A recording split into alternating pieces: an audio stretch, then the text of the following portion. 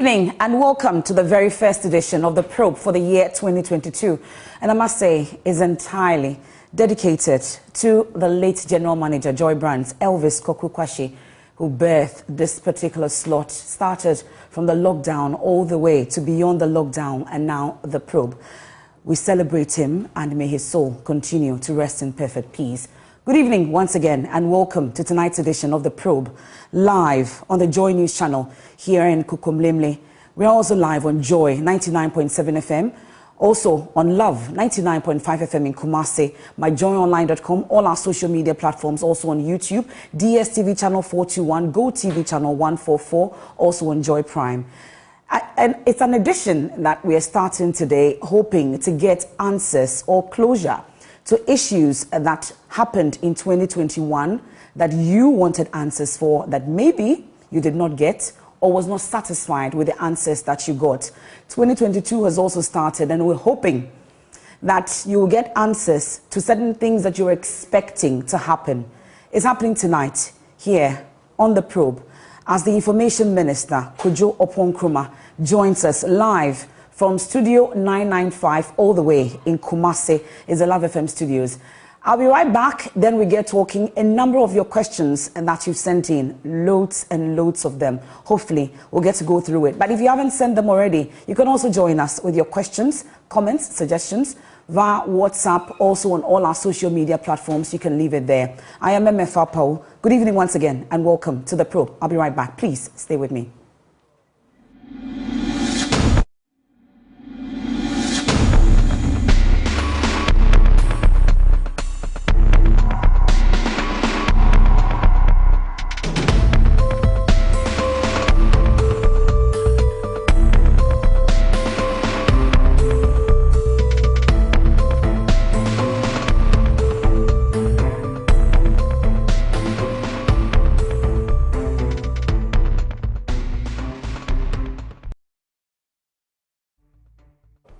Welcome back and many thanks for your company here on The Probe tonight. Like I said, Information Minister Kojo Oppong-Nkrumah is my guest. And guess what? He's joining us live from Kumasi, Studio 995, Love FM Studios, we call it. Welcome, sir. Thank you very much for your time here on The Probe tonight. Thanks for having me, MF. As part of preparatory efforts for the Media Capacity Enhancement Program, which comes off tomorrow morning at the Menchia Palace. Stakeholders in the media industry, the Ghana Independent Broadcasters Association, the Ghana Journalists Association, the Ghana Institute of Journalism, PRIMPAG, and other related groups came together under the auspices of the Ministry of Information with the objective of trying to deal with one major challenge, which is the challenge of capacity enhancement in the industry. A lot of our colleagues who practice demonstrate very respectable capacity on the job on a daily basis, but continuously ask for support to enhance their capacities. And we all know as practitioners that it is how much capacity you have, how much command you have over the subject matter that assists your ability to deliver on it. And so we encourage them to do a skills gap analysis, develop curriculum for training practicing journalists, and roll out a program to train practicing journalists. Thankfully, when they did that and brought us the bill, the Ministry of Information and Partners could underwrite scholarships for 250 practicing journalists a year. And so tomorrow, what is starting here in Kumasi is that the first cohort of the 250 journalists for the year 2020 who are to benefit from the Media Capacity Enhancement Program are commencing the training program. Otumfo Setutu de Asantehene will chair the opening at the Menchia Palace. And so myself and a lot of the stakeholders in the media industry are here, as well as the faculty are here to prepare for tomorrow morning. I think my manners, though, this is our very first encounter, or is it? We haven't wished you a Happy New Year just yet, and Happy New Year to you once again. And we'll talk more about this media capacity building tomorrow and subsequently. But there are a lot of issues that we need clarity to. There are a number of questions that people have sent in. We'll get through to it right now, but I would first want to find out this benchmark policy. There was a communication from industry players that government has since suspended it, amongst others. Is there clarity really on it? What exactly is the situation with this benchmark policy? The brief as I have it is that it is one of the policies aimed at stimulating local production here in Ghana and our domestic resource mobilization efforts. It's already been approved by Parliament, and government intends to go ahead with it. But we get a lot of feedback and questions and suggestions from importers in particular. And I think the decision has been made to halt its implementation temporarily and afford some more room for engagement so that there will be some better understanding and clarity before full rollout commences, I think somewhere on the 17th of January. Sure, it's been suspended for further engagement. That's the understanding I have. Okay, well, and I'm sure you may have noticed before you headed to Kumasi, for instance, the number of queues and issues about this SIM card registration. There have been concerns about why these long queues. Is there no other way around it than what we see, especially in the fourth wave? On how they can ensure that the exercise is smoother, and it's the expectation that as implementation commences on this new approach that is being rolled out by the MNOs, the situation should be a lot easier for our brothers and sisters who seek to comply with the policy directive to have their first registered. Okay. Well, so with clarity to these issues, before we get into the questions, last year ended a bit on a rough note, knowing what happened in Parliament, for instance. I've seen people asking me to ask you what exactly your thoughts are on how Parliament ended its sitting or meeting last year.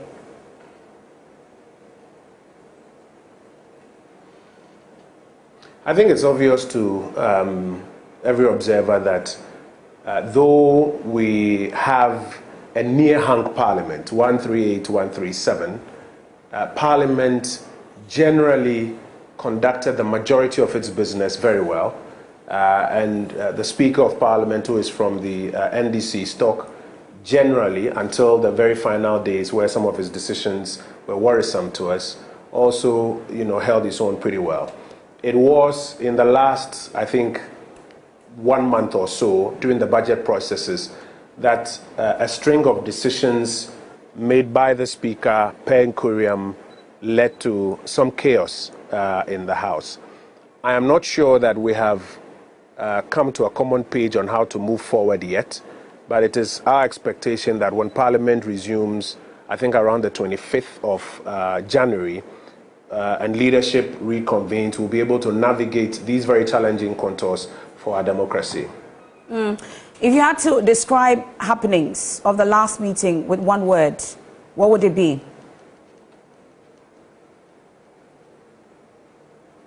I would have to find that word. I don't have it yet. Interesting. Well, let's get into the first batch of questions, Mr. Oponkuma. The few times that he doesn't have a word. That's interesting. So if we are ready, let's get into the first batch. We'll start from Facebook. Safo says, where are we currently with the Agenda 111? It's been a long time since the president cut salt for construction to start, with each to be completed in 18 months. Are these projects nearing completion, is the question. Asante says, does government think it could have handled and related to fix the country movement in a better way? That's the next question, Asante. Delali is asking, the matter of procuring a presidential jet, is that an official government position? And how much will that cost the state? Delali is asking. Maybe we'll take one more, then we can get answers. Ilyas, who says, UTAG is beginning a strike tomorrow. Tewu declared one last week. Same for anesthetists. The year could shape up to become full of industrial agitations. Is there a plan? So that's the first batch of questions that we have. Maybe we'll take it from Ilyasu because the year started on that note, a number of industrial actions. Is there a plan? He asks. Well, I mean, there is a whole ministry that is responsible for managing the relationship between the public employer as a government and the various labor unions. and is mandated to assist the specific ministries that deal with these labor unions in their relationship with these unions. It is always a demand and supply question in the first place, and a question also of sentiments of people in the public space. So you notice that a lot of our colleagues, whether it's in teaching or in some other labor areas, are agitating or are demanding more.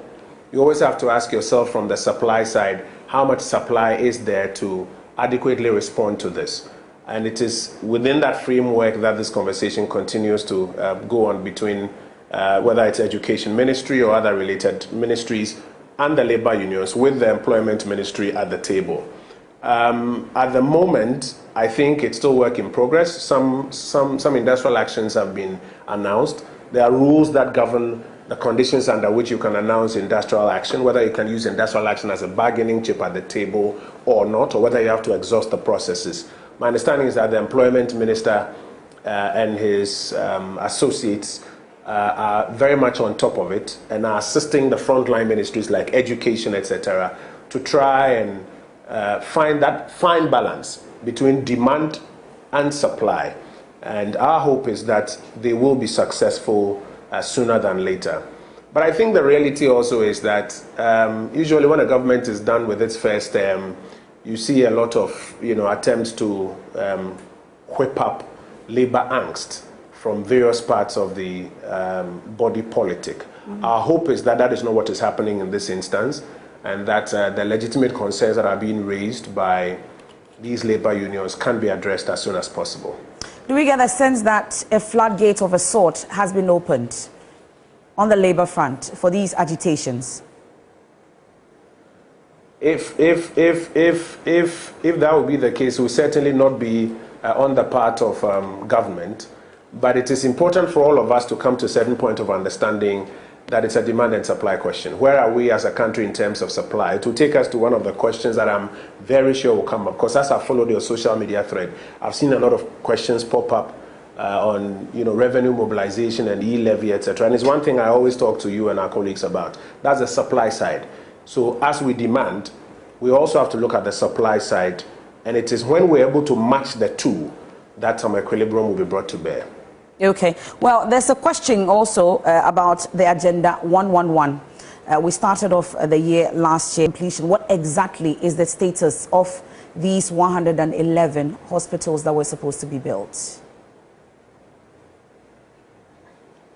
So let's go back to the basics. I think sometimes people forget some of the key things and cast new narratives that take us from what has been promised.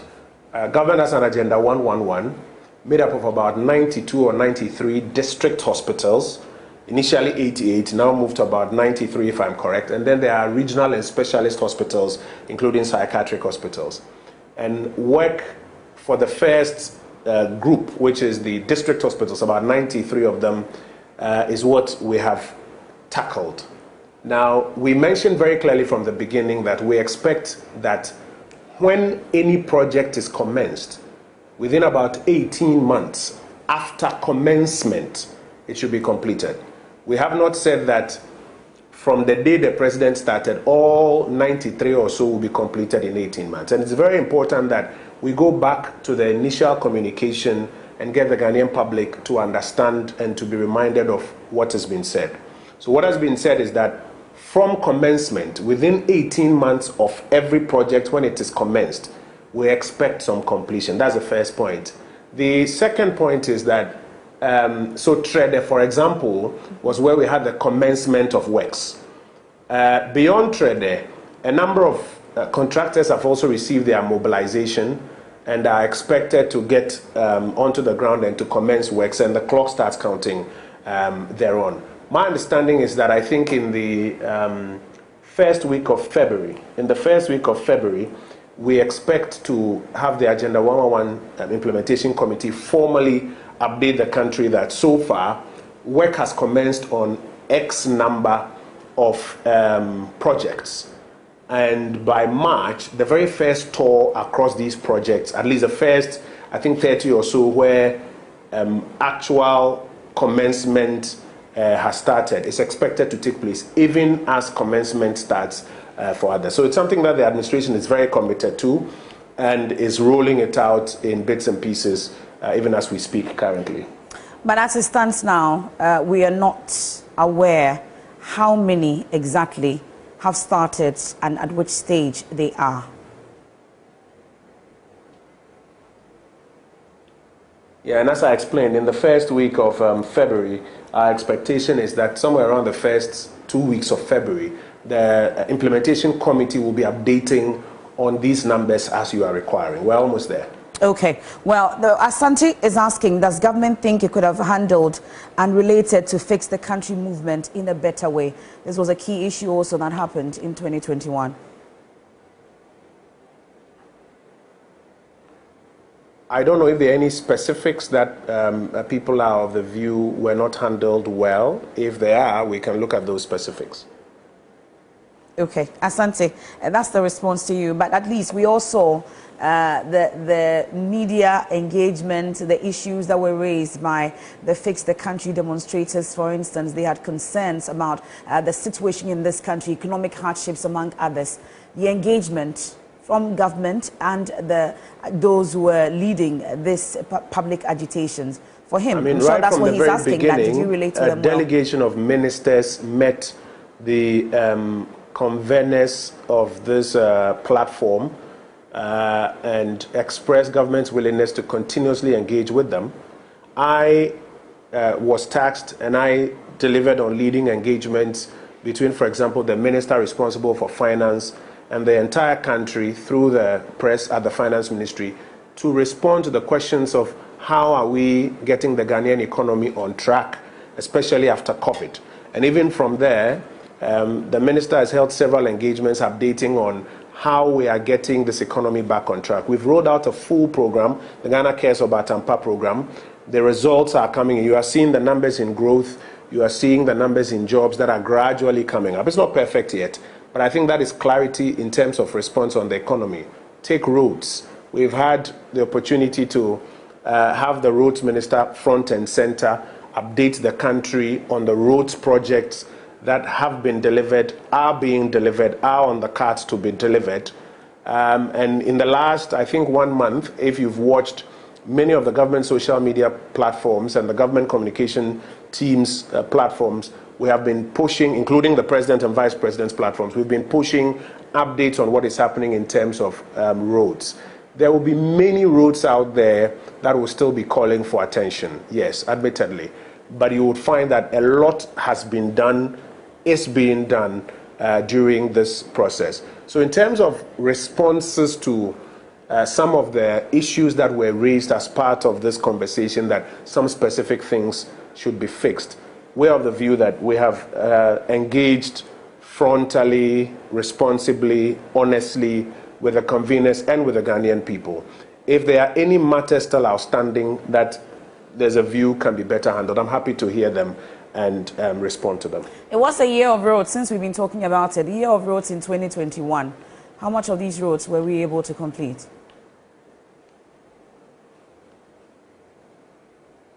Well, I'm sure the next time we put the roads minister up on the platform, he would provide the latest update. You recall the last time he was with us at the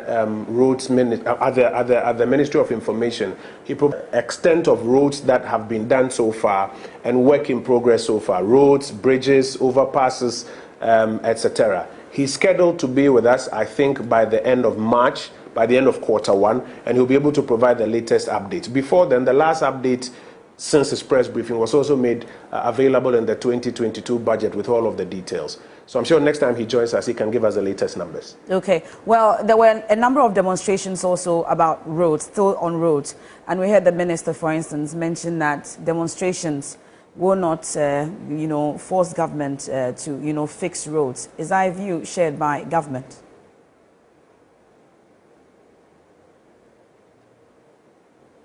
I think what the minister sought to say was that the resource framework to deal with the roads does not lie necessarily in agitations without more. We need to have a broader conversation about what does it take to fix our roads. So the conversation should not be simply And when we open up that conversation that way, one of the first things we'll realize is that it takes a lot of resources to fix our roads, resources that we have to confront and mobilize to be able to deliver on this. And that would take us into the ambit of domestic revenue mobilization. I mean, for currently, though our compatriots are doing about 25 to 30% of GDP, i.e., the GDP that is generated in the economy, 25 to 30% of it is what comes back to government. For government to use to fix their roads, we in Ghana are doing somewhere around 12%. Is that adequate? Can we have a conversation about what it takes to improve domestic resource mobilization so that the person who is responsible for fixing our roads can get more resources and use those resources to deliver on these roads? Currently, many contractors around the country have been given contracts, are on roads, but the reality is that very often when IPCs are ready, the resource requirement to settle their obligations is not adequate.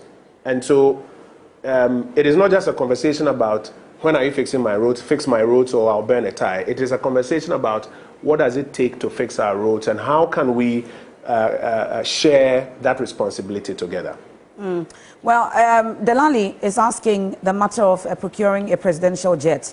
Is that an official government position and how much will that cost the state? Closely linked to that, I see a message also from Kodie, and he is asking why is the cost of the president's recent travels to Europe, particularly relating to the rental of jets and national security matter. Akufo-Addo promised to be accountable. Why can't Ghanaians know how much it costs?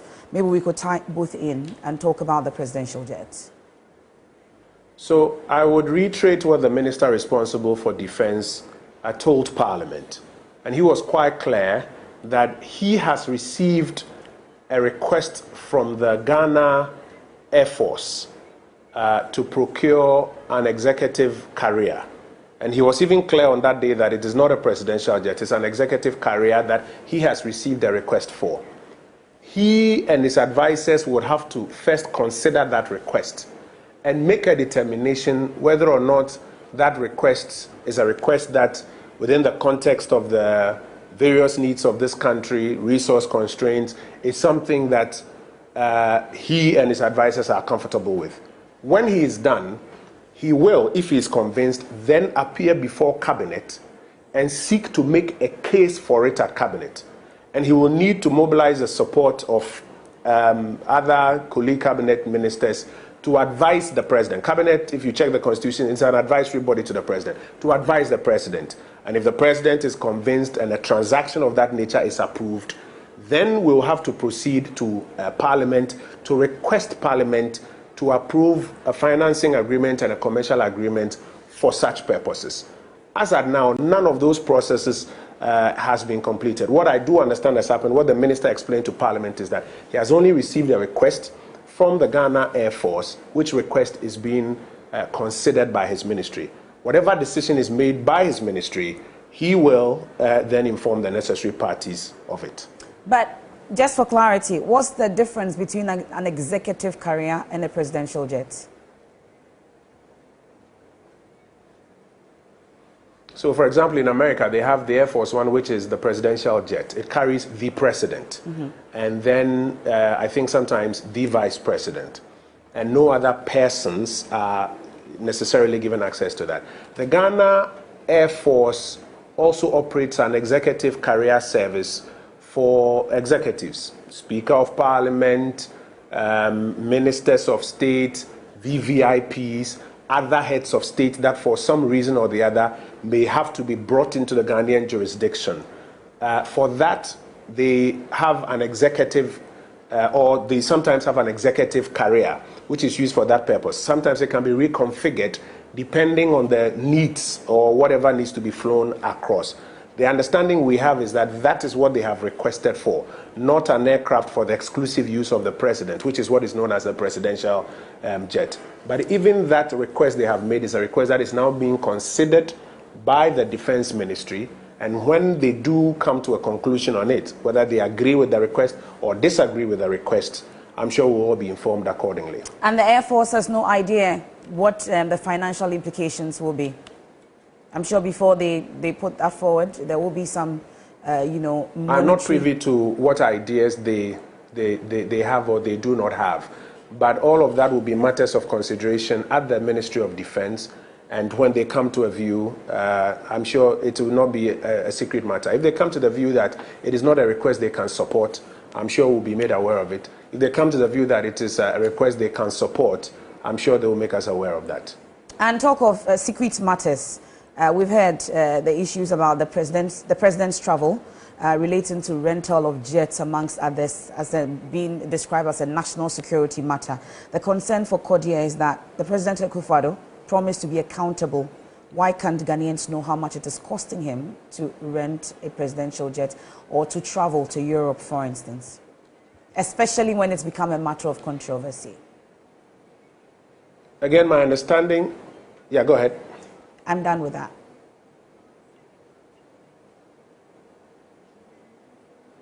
Well, again, my understanding is that the Minister for National Security explained to Parliament the reasons for which the specific cost items expended out of the operational funds of the National Security Ministry could not be outlined before the plenary in Parliament.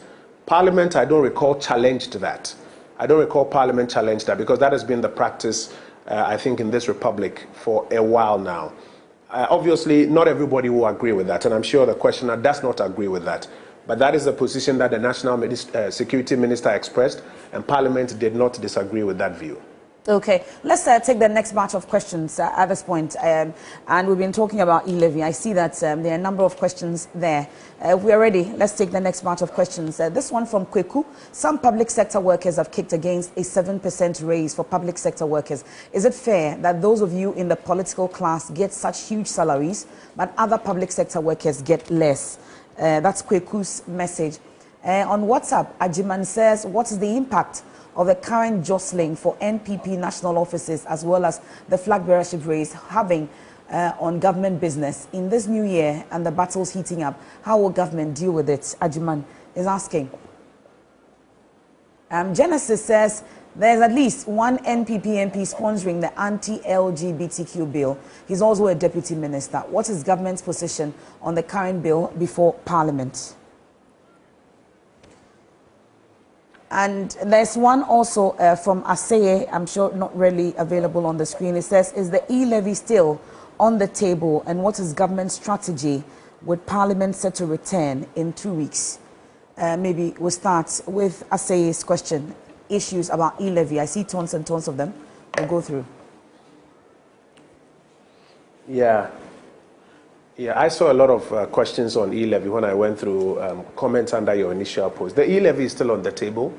It is a matter that the executive believes is key to revenue mobilization to help deal with all the demands, the very legitimate demands that the people of Ghana are making.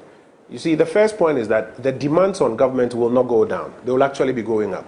Because as information dissemination goes up, as citizens are empowered, everybody is demanding something in their community. Since I came to Kumasi, and as I've been around for a while, people are demanding various things. There are only 3 ways of satisfying all of those things that are being demanded.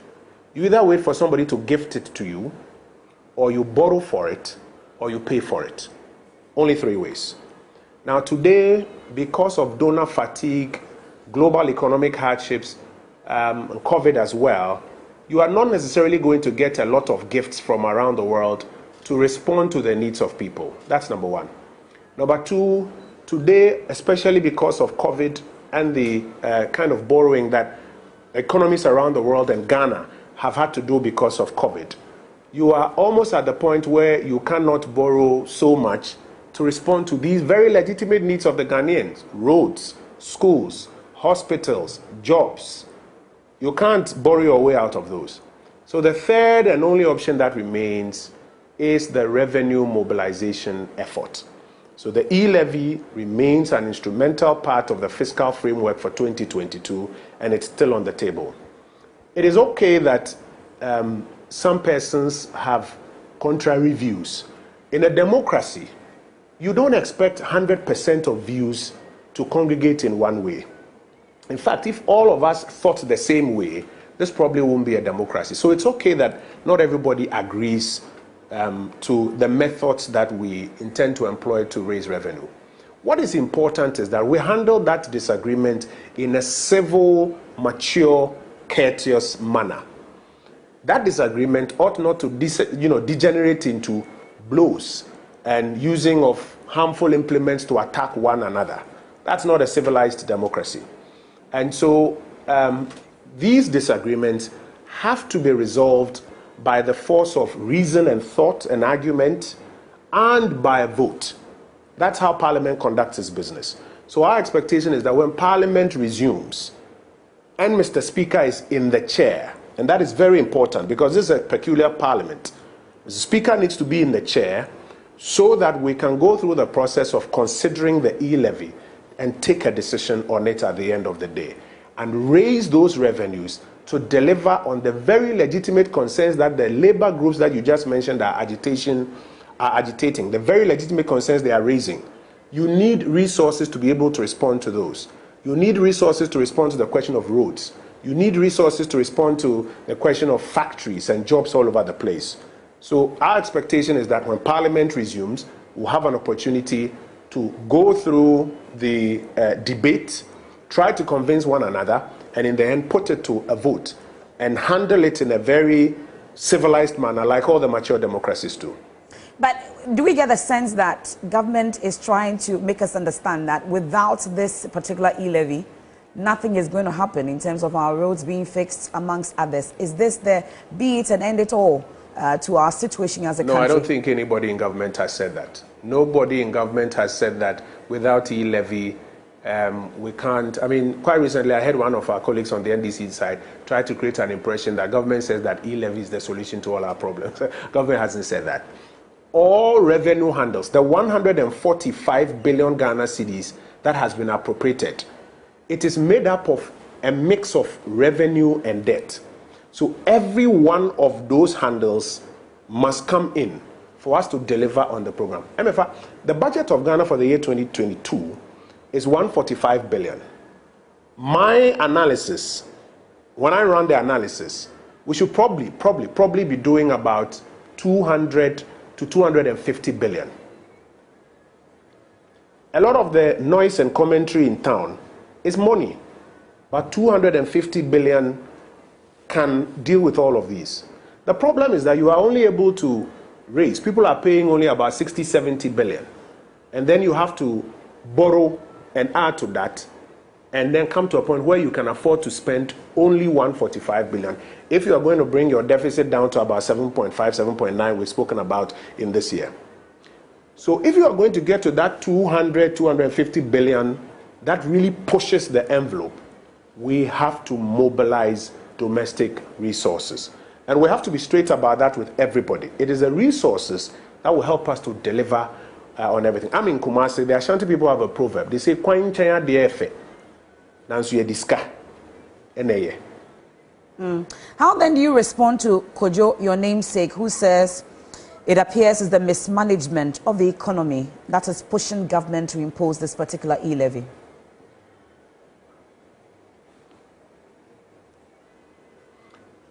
That obviously cannot be true. When you have a country that is mobilizing only 12% of GDP, that is not about mismanagement. That is about inadequacy of domestic resource mobilization. If you were mobilizing about, 25, 30%, which is the rule of thumb in OECD countries around us by now, and you were still not able to deliver on labor agitations or all of the things that people are demanding, then you can get into the realm of mismanagement. The real challenge is that our resources are not enough. But that said, there's also some truth in the fact that there needs to be some more efficiency in utilizing even the 12%, no doubt about it. And that is why I think you have seen clearly government efforts aimed at reducing some of the expenditure duplications that we have in our system. So take, for example, our whole digitization drive and our whole agenda to, for example, avoid the duplication of databases. EC is doing a biometric database, a few hundreds of millions. NI is doing another one, a few hundreds of millions. You go to some of the other state institutions, NHI is doing one, a few hundreds of millions.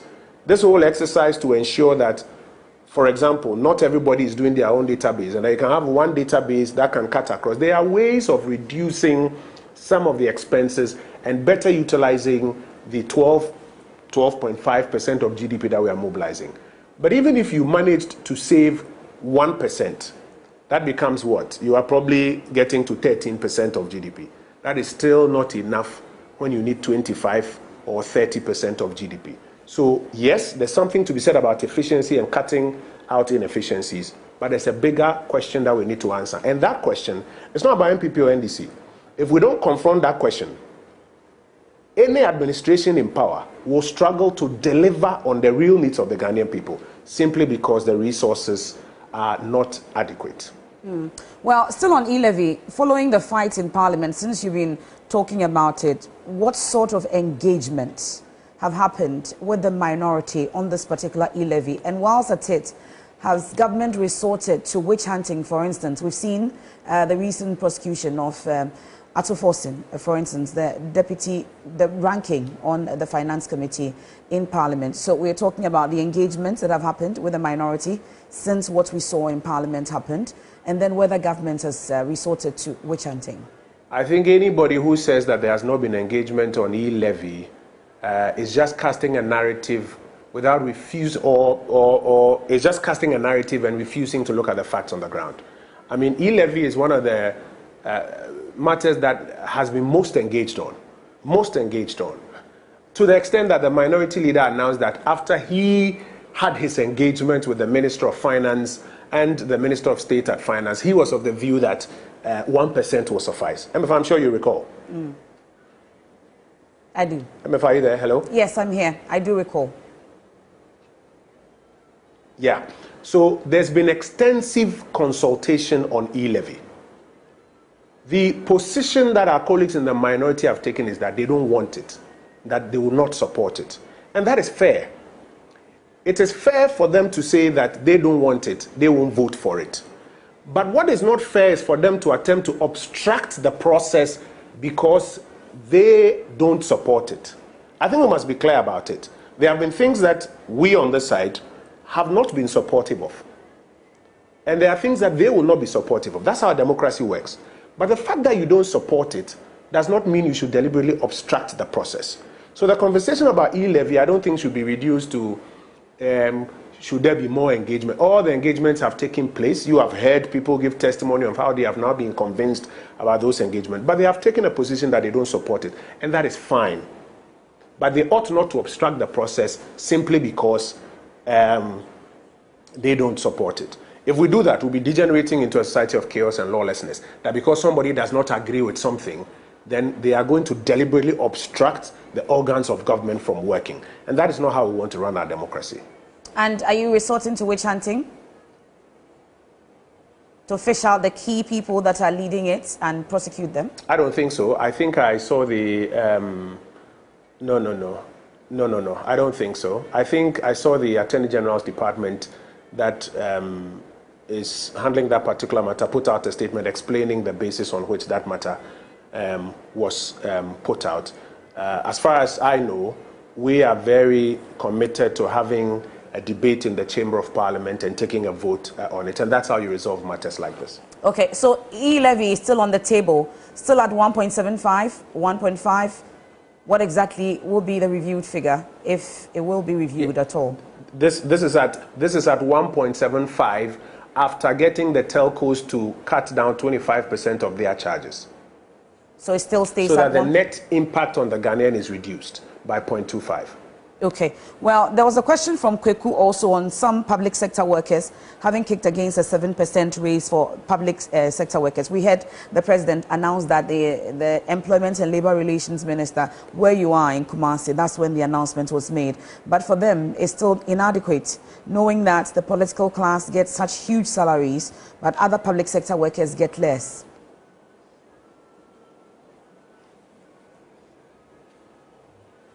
As I mentioned earlier, the question of labor agitations are questions of demand and supply.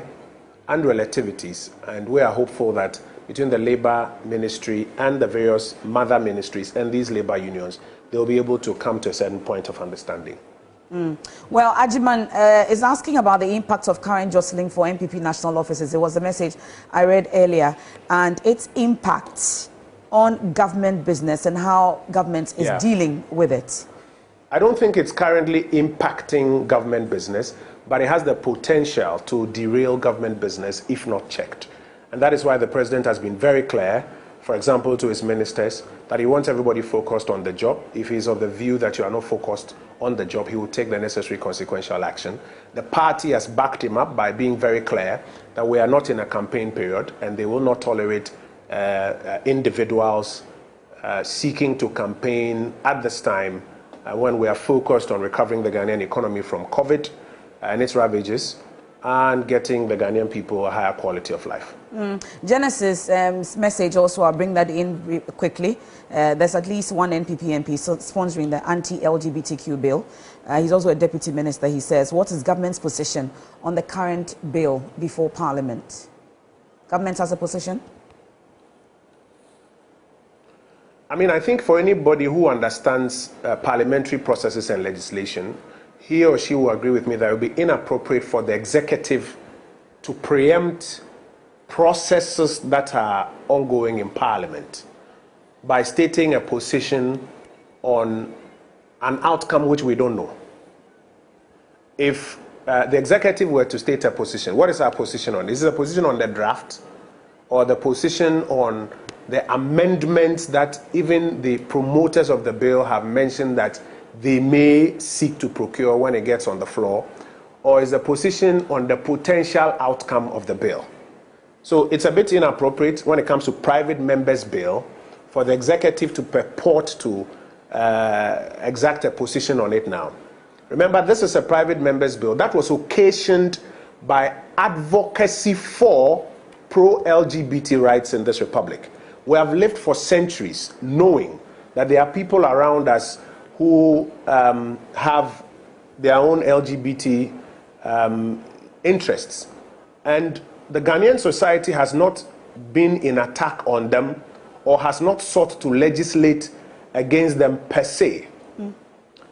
It is in recent months that the pro-LGBT community started advocacy, opening an office in Accra and seeking to now advocate strongly for it, that you saw civil society groups that are against it galvanize, mobilize, religious groups mobilize, and seek to push this bill, which bill was then presented to some members of parliament at a parliamentary breakfast meeting where the speaker was, and then was subsequently laid by these members of parliament, my colleague Sam George and a few others, on the floor, and is now going through the processes.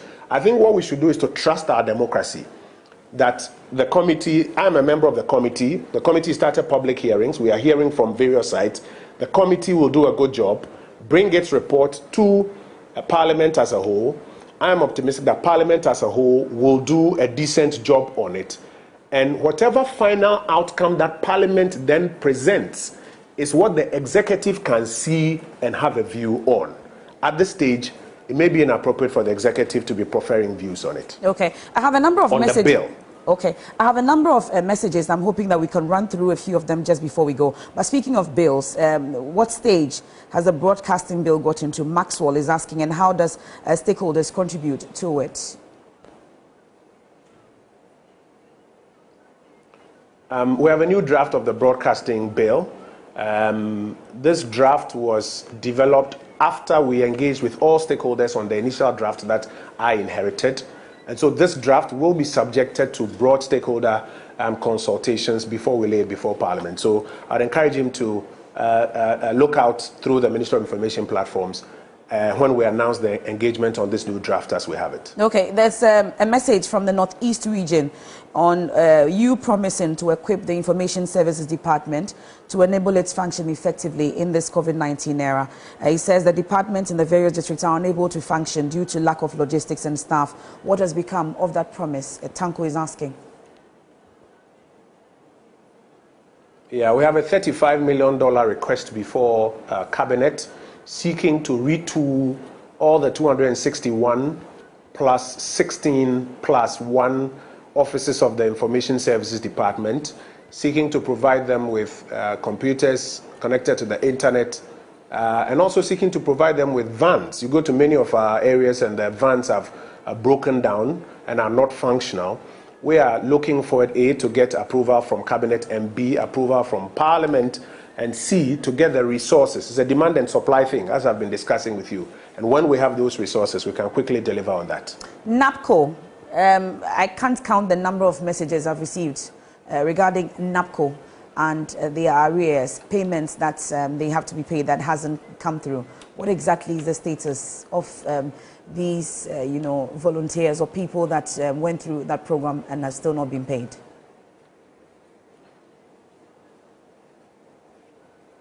I think it's unfortunate that they have still not received their allowances. I think they have some 2 or 3 months arrears of allowances that they have still not received.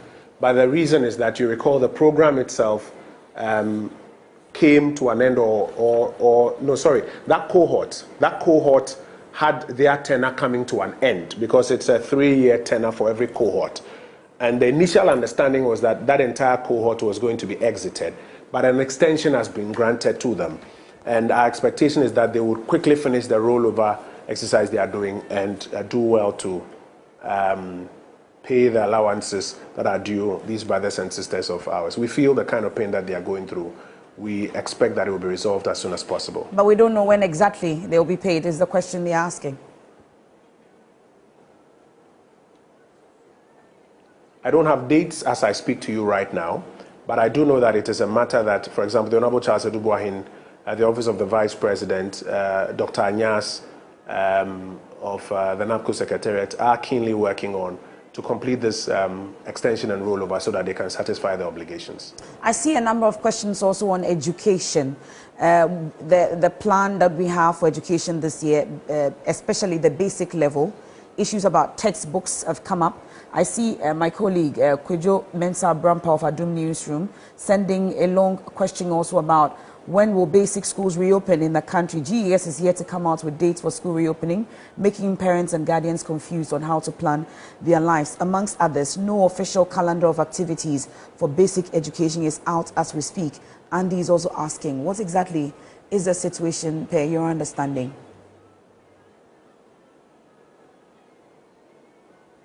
I honestly don't have a brief on that as I speak to you now. I'll probably have to fetch a brief on the reopening of the calendar and the latest on the textbooks for you subsequently.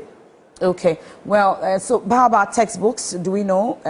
Because the new curriculum was introduced amongst others, but no textbooks for these teachers. As I mentioned, I don't have a brief on that. I'll have to fetch it for you subsequently. Okay. Well, Constance Bejo is saying, when are we going to experience the real economic transformation as a country?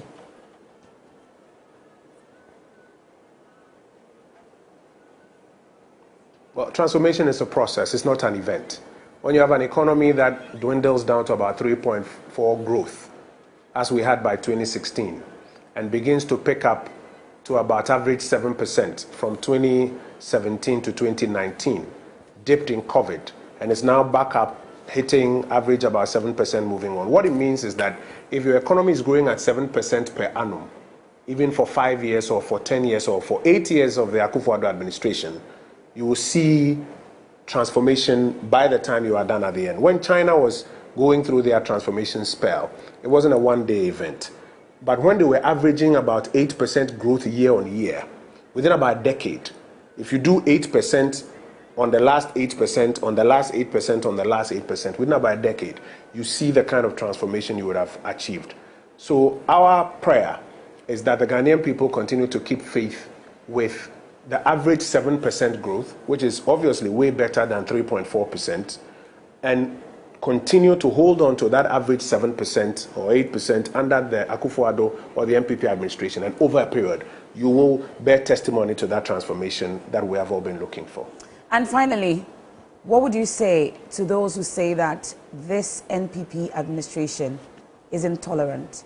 Intolerant of views, intolerant of criticism, intolerant of many things, issues about culture of silence, among others. As Information Minister, what would you say to them?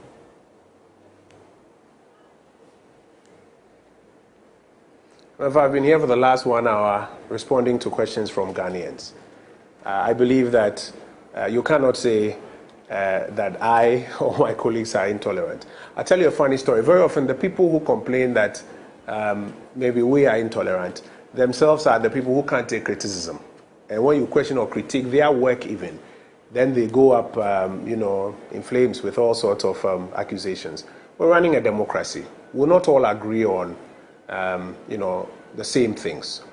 There will be things that you will criticize that others will agree with you or disagree with you on. There will be things that we will say as government that people will disagree with us or agree with us on. We must be able to take just as we give. But I think for us as an administration, we have shown a lot of openness and willingness to engage with the Ghanaian public to take feedback. You are asking me about benchmark values, the implementation of which has been halted briefly to allow for more engagement. I've been telling you about E-levy related engagements. This is not a mark of an intolerant administration. Is the health minister back from his leave?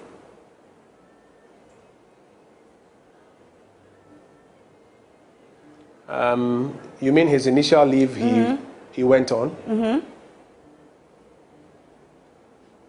Precisely. Yes, he's been back for a very long time. Okay. Well, the concern is that it doesn't appear that anything came out of this, vaccine probe, the Sputnik V vaccine probe that was undertaken by Parliament. There's still concerns about how this government dealt with that particular issue.